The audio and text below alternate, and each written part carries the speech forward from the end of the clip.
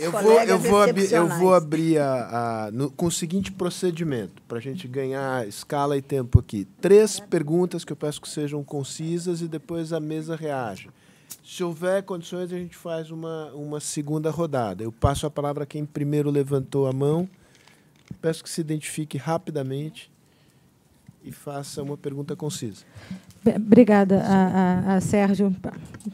Parabéns aos três palestrantes. A minha pergunta vai para a deputada. Eu queria ressaltar um ponto importante que ela trouxe, que é dos problemas que são a exceção. E aí eu vou usar uma figura dura para todo mundo, tá? Me desculpe, mas é a exceção do agro, do rural, que faz o Brasil ter um recorde péssimo de ser o país que mais mata liderança rural, índio e ambientalista no mundo. É horrível ouvir isso. Eu sou ONG ambiental, parceira da FamaSul. A gente está lá para resolver, junto. Mas a gente tem isso, e isso talvez esteja vindo da exceção. Então, talvez a gente precisasse olhar para isso, porque esse problema, talvez pequeno, tem essa expressão desse tamanho. Né? E talvez seja essa mesma expressão, Rodrigo, que a senhora também usou esse dado, esse de que tem grande parte do desmatamento da Amazônia acontecendo em terra pública. Isso é um problema pior, é um problema duplo do agro, porque é o desmatamento ilegal que está acontecendo numa área que não pertence àquela pessoa. Ou seja, o agro está cometendo uma dupla penalidade, desmatar ilegalmente e ocupar uma área que não é sua. Então, eu acho que, né, é um processo de grilagem comum na Amazônia. É exceção. Eu conheço a boa agricultura do país. Eu trabalho para que essa agricultura tenha remuneração de carbono, de água, de biodiversidade. Só que esse que está fazendo isso está fazendo a nossa imagem. E aí eu não sei se o nosso discurso não está muito reativo. A pergunta é essa. Será que a gente não está precisando assumir o problema e fazer um discurso proativo em cima dele, com a boa liderança que o agro tem e a capacidade de fazer que o agro tem? Muito bom. Mais uma pergunta aqui. A pergunta é qual é a dificuldade do agro, no caso, e mesmo, né, do setor ambiental, de encarar a nossa história. Parece que a discussão de meio ambiente ligada à agricultura briga com o passado. Quer dizer, nós temos muita dificuldade de fazer um raciocínio legal, foi horrível, lamentável, mas e daqui para frente? Né? Então, todo o esforço do Código Florestal era um pouco orquestrado nessa direção e foi penosíssimo. E, veja, e será um esforço inútil se realmente o discurso conservador da área do agronegócio, inclusive no legislativo, ele for o que mais ecoa. Porque, realmente, aí desmonta tudo, legitima retrocessos. E legitima uma coisa que é muito importante, que aí eu proponho ao Sérgio que seja um debate feito cuidadosamente aqui. Porque a terra de meio ambiente é meio terra de ninguém, vale tudo, né? É mãe Joana. Então, todo mundo dá palpite, todo mundo entende, põe qualquer coisa ali. Então, põe fulano, é meio vamos que vamos. Né? Eu fui criterioso na minha escolha. Não você. Não você. E, veja, a Isabela é a tal da exceção que confirma a regra, inclusive. Mas a coisa... E nós sabemos disso desde o começo. Nós que somos dinossauros ambientais, que acompanhamos desde a década de 70 esse negócio, a gente sabe como se estruturou isso. É fundamental que se comece a ter uma discussão ligada à questão do Ministério Público. Se realmente não se formar uma frente de sociedade civil com o executivo, que é o mediador, o executivo, estou numa casa de sociólogos, né? O executivo é o mediador da sociedade, entre legislativo, entre sociedade civil, não vai se licenciar e legalizar nem carrinho de pipoca nesse país, em cima da loucura de que qualquer setor do judiciário embarga. Processo secretário, processo ministro, e agora prende, provavelmente. Então, mas, enfim, isso é uma coisa seríssima. Tá? Isso. Muito bom. Tem espaço para mais uma, Marcelo.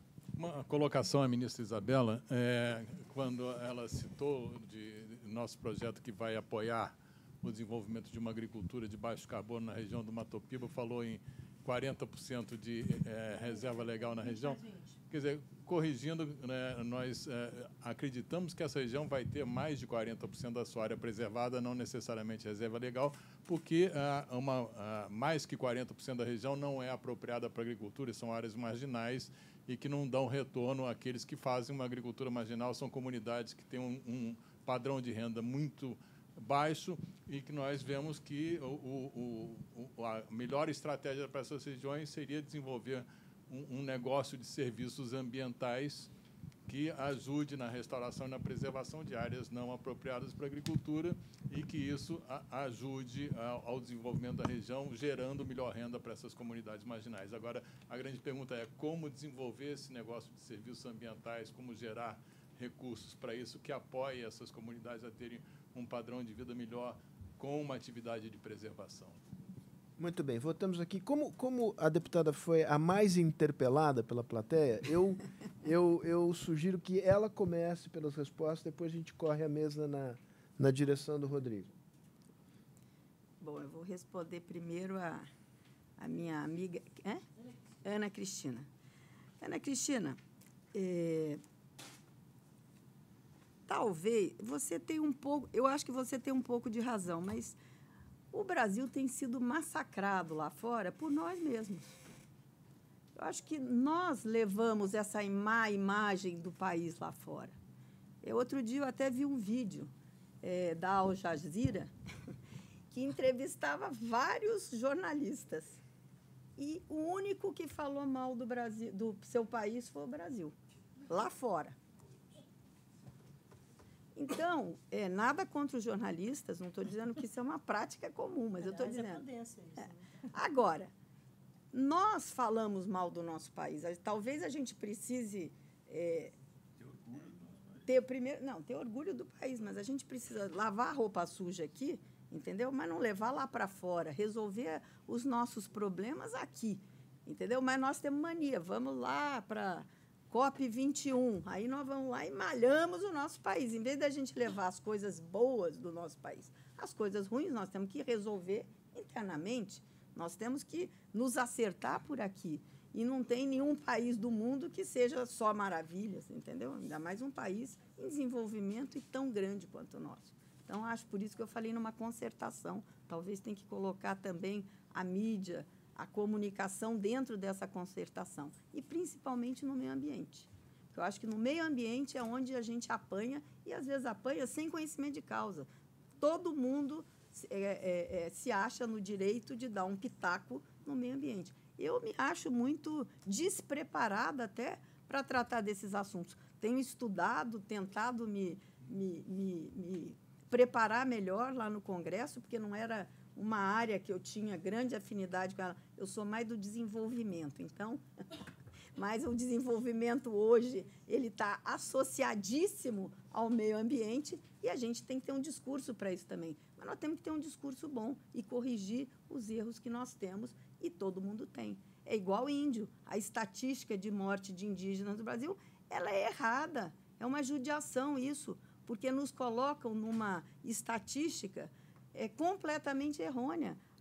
As mortes de índio, a maioria elas ocorrem por falta de políticas públicas. Morrem crianças de desnutrição, de falta de alimento, de condições, de brigas, de matança, né? De conflitos, é muito pouco. Acontecem de vez em quando, mas os conflitos só que misturam para essa estatística ficar robusta e talvez a gente olhar mais para esse lado, dando uma conotação errônea para isso aí. Eu acho que nós temos que dividir. O que é conflito, nós temos que cuidar dos conflitos. O que é desnutrição, o que é pobreza, o que nós precisamos ajustar no campo social, nós temos que trabalhar nesse campo. É a mesma coisa de grilagem, né? Quando você está pegando fogo lá no Mato Grosso do Sul, em 1.000 hectares de eucalipto, está lá, o estado inteiro junto, trabalhando para isso. Infelizmente, na Amazônia não dá para fazer isso, tá certo? E pega fogo, mas nós temos que ter cuidado, nós temos que ter políticas públicas para isso. Mas ressaltar também o que é bom. Isabela. Eu vou... Marcelo, eu te provoquei porque eu quero que você vá além dos seus limites. Pense fora da caixinha. Tá? O Cerrado tem 54%, se os nossos dados estiverem certos, a estratégia de monitoramento de vegetação remanescente, a estratégia de monitoramento até 2020, nacional, deverá responder isso com mais propriedade. Eu estou ouvindo todo mundo aqui, e está todo mundo certo, está todo mundo errado. Gente, o mundo mudou, desculpe, entendeu? É intolerável no Brasil ter grilagem. Então, todo mundo tem que se juntar para dizer não aceitamos mais grilagem. E, portanto, nenhum governo pode editar uma medida provisória legitimando grilagem nesse país. É só isso. É simples como isso. Como é intolerável a corrupção. Nós chegamos numa situação, todo mundo... A corrupção, hoje chama corrupção.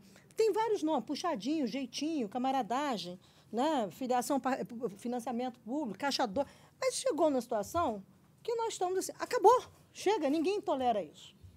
Né? Mas tem que conversar com o porteiro que dá R$20 para o cara do gás não desligar o teu gás, porque você esqueceu de pagar a conta.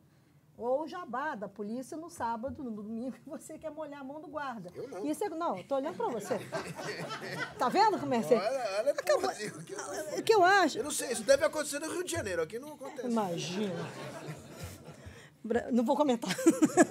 O Rio de Janeiro está fora da curva. Mas lembra que eu nasci em Brasília, eu tenho 2 problemas. Eu nasci em Brasília e moro no Rio. É um negócio muito grave. Isso é um cúmulo da ilegalidade. Ela fala que eu sou exceção, olha só, não sei. Estou vendo o Viola aqui, que é professor do UNB. Bom, eu estudei no UNB do Darcy Ribeiro, olha que loucura. Mas vamos lá. Então é o seguinte, eu acho assim, que mudou o mundo. Acabou. A gente tem que eleger prioridades e dizer que nós vamos resolver nossos problemas todos. Para o agronegócio, eu vou usar a expressão, talvez eu não goste, nem você, mas eu vou falar assim mesmo, tá? O agronegócio do bem, o agronegócio sério, deve ser público o compromisso político que é intolerável grilagem. Que é o seu compromisso, que é o compromisso dele, é o compromisso de... Por quê? Porque atrapalha do Marcelo, atrapalha o seu negócio, é intolerável como desenvolvimento, como justiça social desse país, parará. Esse compromisso dialoga... Eu tenho certeza que o Marcelo Furtado está sentado ali, não tolera grilagem. E que talvez pode sentar com todo mundo e vamos qual é a estratégia do Brasil para resolver das terras devolutas até, desculpe, ninguém tolera. Mas eu estou pegando aqui exemplo. Não, peraí, gente, deixa eu terminar minha tese aqui, depois vocês me matam. Não questão nessa. Mata não, que é crime ambiental também. Matar ex-ministros é um negócio meio complicado. Gera um impacto, é um dano, hein? Impacto irreversível, não compensa nunca. Eu estou dizendo isso seguinte. Estou dizendo isso pelo seguinte. Tem uma linha de base que o agronegócio, agora falando do agro, tem, que é mais convergente do que nós estamos falando do que divergente. Tem gente que vive de problema, explora a divergência para ganhar expressão política. Isso não cabe mais, porque eu encontrei, em todo o meu período como ministra, mais do agro, gente querendo construir solução do que gente não querendo fazer. Mas todos apontando as suas dificuldades. Como é que eu, que planto arroz há 50 anos, de repente sou um criminoso? Como é que eu, o ribeirinho da agricultura de vazante do São Francisco, era criminoso? Igualzinho, você sentava, as pessoas me deem. Por isso que eu vi agricultor chorando, colocando num quadro o cadastro ambiental rural, no quadro, na sala, tipo, eu cumpro a lei. Não, isso não, são valores de uma sociedade que não podem ser subestimados. Não tem um equívoco na leitura política de que nós temos que dizer onde é que é o ponto e basta. O agronegócio recepciona, o agro, literalmente, eu não estou aqui distinguindo a B, recepciona uma série de críticas, e os ambientalistas também recepcionam uma série de críticas, porque parte dos seus interlocutores preferem se agarrar no passado do que se agarrar nesse novo comportamento, ou ter uma atitude que nós não pertencemos mais a isso. Tá certo, Laura, tem que reconhecer onde nós erramos e por onde nós vamos. Não tem nenhum problema, olha, isso aqui, na época que o governo autorizava desmatar desse jeito, não tinha nem preocupação com isso, nós fizemos. Agora, eu não posso ser punido porque eu cumpri a lei na época. É verdade. E, de repente, todo mundo é vilão. Então, acho que, primeiro, tem uma demanda de atitude política importante, que eu acho que vem agora no Brasil. Toda essa crise que nós estamos vivendo insinua um novo país, que ainda está meio com grau de entropia, tem um manto, assim, que a gente não consegue, é um fog, mas que a gente está correndo atrás, foi por isso que eu falei, antes ela não estava aqui, de uma transição que a gente precisa pactuar. O que eu estou dizendo é que não é que o ambientalista seja inimigo do ruralista, eu não gosto da expressão, nem tampouco o ruralista é inimigo. É preciso de novos espaços políticos para pactuar o que nós queremos e por onde nós vamos. Ou seja, uma visão estratégica de futuro, pactuada nessas constituições políticas, onde o Ministério Público, a politização, a judicialização, tudo isso tem que estar junto. Como é que é a agenda? Dá trabalho, mas é o rumo apontado. E é o rumo apontado, por quê? Porque o desmatamento ilegal é intolerável, é inaceitável, ele é crime. Só isso, é crime. E o desmatamento legal, a supressão de vegetação, deve acontecer em novas bases, ou pode acontecer em novas bases, em função de critérios ou discussão legítima, desde a restauração de áreas degradadas até uma expansão de fronteira agrícola por outras razões que sejam aceitas ou compreendidas e entendidas como importantes para o país. Tá? O que me parece é que tem mais gente querendo que isso não aconteça do que as pessoas que, de fato, querem que aconteça. Tem muito mais gente querendo que aconteça, mas a expressão política é de quem não quer que aconteça. Tá? Eu me sentei com vários, e você se lembra disso, várias pessoas do segmento da agricultura, e eu ouvia muita queixa, que era uma queixa em relação à credibilidade e à confiança. Laura sabe bem o que é isso como órgão ambiental. Porque você entra entregando uma coisa e, de repente, vem alguém, entrega outra coisa e denuncia como se você fosse um grande vilão. Aí, a sua constituição se fala, você não cumpre, você não pactuou, como é que eu vou acreditar em quem não cumpre a palavra? Tá? Foi isso que eu me fiz referência, que o ambiente político hoje me parece muito pior do ponto de vista dessa, não dos atores que estão nessa sala, mas daquilo que é reverberado publicamente do ponto de vista político pelo país, por circunstâncias que não cabe discutir aqui, tá? Dos dois lados. Okay? É absolutamente importante, aí, Rodrigo, eu vou divergir de você sobre a questão de clima por uma razão muito simples. Clima hoje é uma agenda geopolítica do mundo, do desenvolvimento. A história do carbono é a geopolítica do desenvolvimento. É como é que eu avanço com você, como é que eu não avanço com você. Tá? Por isso que o Trump diz que vai sair e todo mundo grita, ninguém sai, ninguém muda o acordo. Não é pelo carbono, é porque é uma estratégia de desenvolvimento, uma nova estratégia de olhar as relações entre países. E aí uma coisa importante. As emissões do Brasil estão associadas, grosso modo, as grandes emissões, a dois grandes segmentos. No mundo, e o Brasil é parte disso, sei que é menos importante no Brasil, o Brasil tem contribuição mais ou menos de 4% historicamente, é o setor de energia. Toda a agenda de clima internacional é modelada pelo setor de energia. Todo o poder político dessa agenda está na mão da energia.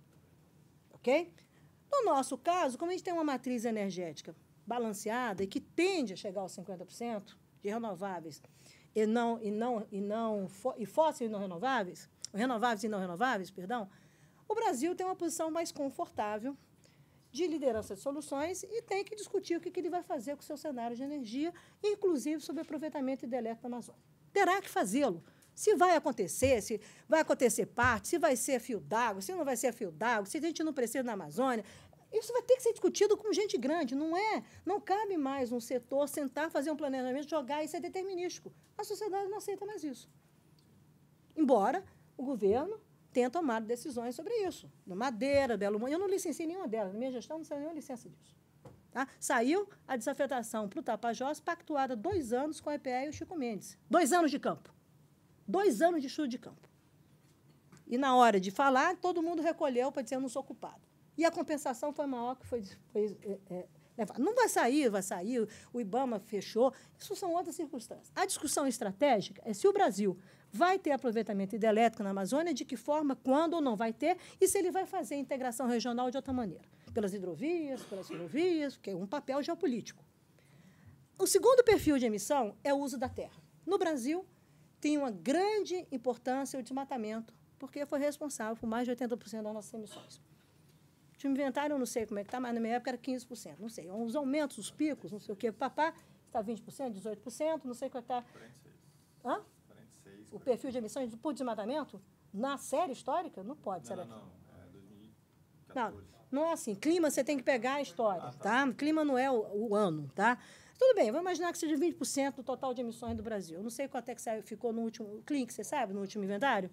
no terceiro inventário, que tem problemas de metodologia, porque mudaram a metodologia e depois ficaram, nós tínhamos que neutralizar as pedaladas de carbono do Brasil na Copa. Os caras mudam a metodologia e esquecem que você faz auditoria internacional. Entendeu? Aí eu vou lá, eu vou aparecer com mais carbono, é pedalada de carbono. E eu ia ficar lá assim, ela está dando um golpe. Ela não vai, peraí, tem respeito, nome do país é nome do país. Quando você assume o compromisso internacional, você tem que cumprir o compromisso internacional. Por isso, a meta até 2030. 2020, para acabar o desmatamento, a meta da Política Nacional de Mudança do Clima, 3.915 km². Nós chegamos a 4.600, alguma coisa na minha época, subiu, não invalidou que viesse dinheiros internacionais. Em 2015, com o aumento do desmatamento, nós recebemos 650 milhões de dólares do Fundo Amazônia da Noruega e 100 milhões de euros dos alemães. Então, esse papo de que foi lá, não sei o quê, por causa do desmatamento, não é verdade. É credibilidade do país. Guardem essa palavra, que é uma palavra estratégica, além de transparência. Tá? Então, o que eu estou dizendo é o seguinte, o perfil de emissões vai para o desmatamento que reduz e vai acabar, porque na supressão legal, você está dentro da lei, você pode estar compensando com a restauração. Nós não colocamos na NDC, deputada, a restauração florestal que o Terraclares identificou com 22% da área desmatada da Amazônia, subindo floresta secundária. Já dá muito mais do que o compromisso que nós temos. Ou os modelagens de negócios da área florestal hoje, que um dos negócios tem 8 milhões de hectares. Um dos negócios. Com financiamento, etc, etc. Então, a discussão não é quanto, é o rumo. Se recuperar a pastagem, é estratégico para o país, ao invés de abrir novas áreas e mexer num custo de restauração que, em termos médios, com enriquecimento, vai a $30 mil, $35 mil por hectare. Estamos jogando dinheiro fora. É só isso. Quer raciocinar de outro jeito? Joga dinheiro fora. Então, o que eu estou dizendo é o seguinte, o uso da terra, vai sair o desmatamento, vai aparecer o quê enquanto uso da terra? O uso pela agricultura. As emissões associadas à agricultura. A liderança política da questão de clima no mundo, ou num país feito o Brasil, ou nos países de desenvolvimento produtores de alimentos, tá? Passará essa liderança política também pelo setor agrícola. Vocês possivelmente estarão sentados brevemente nas mesas de negociação de clima no mundo. Hã? Pois é, mas o inventário contabiliza. O inventário contabiliza. Estou falando só a metodologia você tira. Mas, pasme, o inventário do Brasil hoje não contabiliza os ganhos de ABC.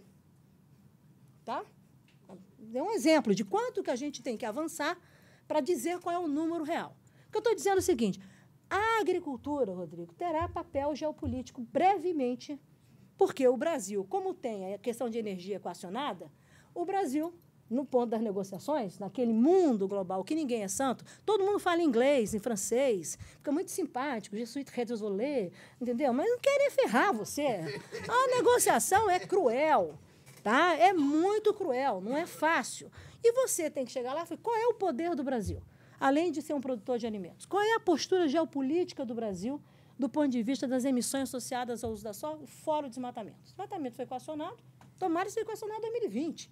Você coloca até 2030, porque você quer que seja em 2030. É porque você não pode assumir um compromisso depois, porque o Acordo de Paris, a gente já sabia que não podia ter backsliding. Foi uma colocação do governo brasileiro. O Brasil fez economy-wide exatamente para permitir os trade-offs sejam colocados na mesa. E você tem estratégias nacionais para acelerar ou retardar setores mais competitivos. Foi tudo milimetricamente pensado. Todos os números colocados foram oferecidos pelos ministérios setoriais, com modelagem matemática, com discussão política. Não foi o Ministério do Meio Ambiente trancar dizendo o número é esse.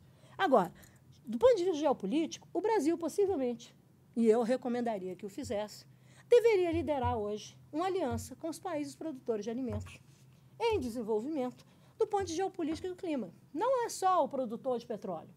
Somos nós que temos que ter essa liderança, junto com a floresta, com a constinto florestal nesse mundo, para poder negociar a implementação de Paris com outra voz de natureza geopolítica.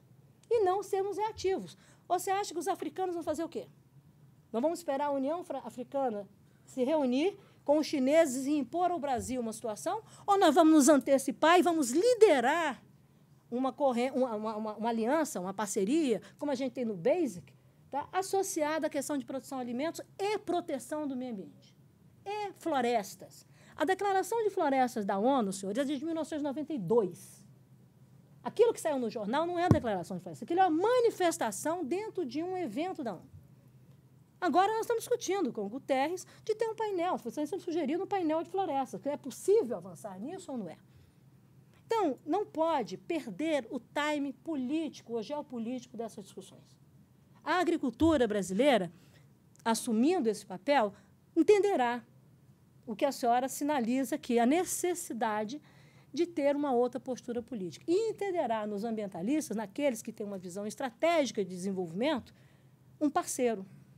E não será visto como um vilão, como alguém querendo derrotar. Então, Paris é extremamente importante para um papel geopolítico e de, como eu chamo, de soft power de política externa brasileira. É estratégico. E mais, é estratégico para os financiamentos e para os dinheiros internacionais que virão para esse país. Então, você não vai discutir infraestrutura com financiamentos internacionais de baixo carbono, logística, se você não tiver uma nova visão geopolítica sobre o seu papel global. E isso é Paris. Tá? Então, eu acho que a agricultura está tudo muito bem, está tudo muito bom, mas realmente, como dizia Blitz lá no Rio de Janeiro, nós temos que mudar o caminho, liderar, mudar no sentido de liderar. Qual é a nova agenda para que eu lidere? Qual é a nova agenda que o Brasil vai agarrar e vai liderar? Sabe por quê? Porque lá fora tem muita gente que quer que a gente dê certo, mas tem muita gente que quer retardar que a gente dê certo. E a gente tem que ir lá na frente, como eu gosto de falar, essa gente bronzeada mostra o seu valor como ninguém. Então, parem de discutir, parem de brigar. Pega aquele menino ali de barba, simpático, ele tem uma verve enorme, senta com ele e fala assim, vem cá, como é que eu saio disso? Quais são as questões? Aí você vai pular. Ah, isso não pode. Dá um tempo, olha quais são as saídas. Eu tenho certeza que é um caminho mais sustentável e mais permanente, mais estruturante daqueles que querem fazer certo. E, detalhe, o Ministério Público tenderá a reduzir o seu papel de politizar e possivelmente assumirá um papel de construir junto, tá? Porque você vai isolar os polos. E esse talvez seja o grande desafio do país, acabar com a polarização, uma politização modelada pela polarização de problemas. Eu quero uma convergência de soluções. Aí uma boa politização e um bom debate. Ninguém é santo, tá? Ninguém é santo, mas na igreja não tem só pecador. Vamos combinar, tem mais gente para ir em frente. Então, olha, dou um Muito trabalho bem. junto com ele e com vocês. Se virem, que eu vou escrever e criticar nos artigos. O Rodrigo me pediu a palavra para encerrar aqui brevemente. Obrigado, Sérgio. Ministra, eu estou totalmente de acordo com o seu enfoque que carbono é geopolítica. A minha provocação no sentido de não justificar somente pelo carbono é porque acho que as narrativas, às vezes, com certos públicos, não colam. E com o produtor, às vezes, você vai falar com ele, você tem que fazer isso porque é carbono, ele não vai entender do que você está falando.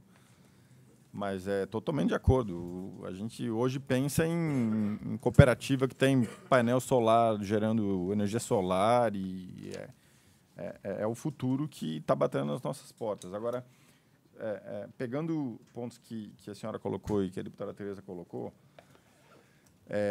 acho que eu enxergo assim, o primeiro elemento para a gente começar a pavimentar uma nova estratégia de país, no curtíssimo prazo, deputada, é o Supremo julgar o Código sem o desfigurar. Talvez mude um ou outro ponto. Se o Supremo desfigurar o Código, eu temo pelo que vai acontecer, porque a gente vai ficar mais 10, 15 anos numa guerra em relação ao que é cumprimento de lei florestal e economia de restauração vai para o espaço, a gente vai ter um problema. Então, acho que no curtíssimo prazo, esse é o primeiro ponto. E eu entendo, a minha leitura é que o Supremo terá muito bom senso no julgamento do que está lá. E aí, com isso resolvido, acho que os ânimos se arrefecem, a gente tem eleição ano que vem. A gente precisa construir, deputada Tereza, essas propostas de como financiar a adequação, como financiar a restauração de pastagem. Tem no Cerrado, Marcelo, nesse projeto do Mapito, o Cerrado tem 18 milhões de hectares de pastagem de alta aptidão e de média aptidão. A gente precisa desmatar? Cara, se tiver mais 10 milhões de hectares no Cerrado de produção de soja, quebra o produtor de soja. Não tem duas Chinas para comprar soja. Assim, dá para incentivar a ocupação dessas áreas em detrimento de desmatamento? Porque depois desmata uma área que não é apta, depois quebra, daqui a pouco tem que renegociar a dívida. Quanto custa para o país isso? Isso é sustentabilidade? Não, não é. Me perdoe. Quem acha que vai ficar na exceção. Não é porque eu sou sabe tudo, porque eu não sou, mas eu gosto de aprender. Então, acho que a gente tem que construir as propostas ano que vem, de verdade, desse pensamento de futuro, de longo prazo, que são cruciais para o desenvolvimento do país. Pensar em produtor agrícola com seu painelzinho solar gerando sua energia isso é coisa para alemão. É nada, meu. É nada. A Embaixada da França está com dinheiro para ajudar a instalar os painéis solares de graça. Meu. Eles procuraram a gente, eles querem ir lá e colocar o painel solar. Isso é coisa para europeu que fica sonhando? Não, não é. Isso é tecnologia. E, por acaso, os americanos adoram isso e gera mais emprego que carvão e petróleo, para desmentir o presidente americano. E esse é o desenvolvimento que a gente tem que pensar, que é de baixo carbono, mas é só uma questão de narrativa. E eu acho que a gente tem que construir essas propostas para efetivamente e para o executivo poder mediar, para a gente acabar com esse país que fica só esse troca-troca de poderes brigando. A gente tem que montar o frame desse quebra-cabeça e ano que vem começar a rechear isso para poder dar os saltos necessários de longo prazo, que acho que, de certa forma, todos nós temos uma boa convergência. Muito bom. Só me resta agradecer muitíssimo a participação dos 3 palestrantes e dizer que fazer um elogio público aqui da maneira franca com que as pessoas se expressaram nos seus pontos de vista. E eu acho que isso é que permite avançar, e o espaço da Fundação é para que este tipo de debate franco e substantivo aconteça. Vamos fazer outros desses debates para poder caminhar na direção... Façamos do Ministério Público com o Ministério Público. Com o Ministério Público. Com o Ministério Público.